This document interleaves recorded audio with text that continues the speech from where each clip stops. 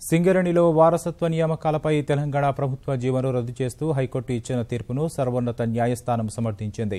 High court ఆదేశాలను సవాల్ చేస్తూ సింగరేణి కాలరీస్ తెలంగాణ బొగ్గుగని కార్మిక సంఘం దాఖలు చేసిన పిటిషన్పై విచారణ జరిపిన అత్యున్నత న్యాయస్థానం తెలంగాణ ప్రభుత్వం తలపెట్టిన ఉద్యోగాల భర్తీ పథకం రాజ్యాంగ విరుద్దమని, వివక్షపూరితమని వ్యాఖ్యానించింది. అనారోగ్య కారణాలతో పనిచేయలేని ఉద్యోగులకు మాత్రమే వారసత్వ నియామకాలు చేపట్టాలంటూ ప్రభుత్వ నిర్ణయాన్ని రద్దు చేస్తూ ఆదేశాలు జారీ చేసింది.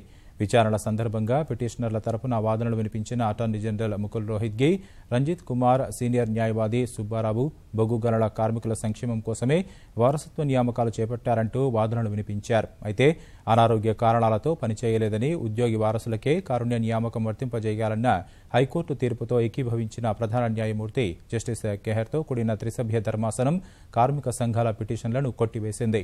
హైకోర్టు ఇచ్చిన తీర్పును సవాల్ చేస్తూ పిటిషనర్లు దాఖలు చేసిన అర్జీలో ఆ అంశాలు లేవని వ్యాఖ్యానించిన ధర్మాసనం హైకోర్టు తీర్పుపై అభ్యంతరాలుంటే అక్కడే సమీక్షా పిటిషన్ దాఖలు చేయాలని నిర్దేశించింది.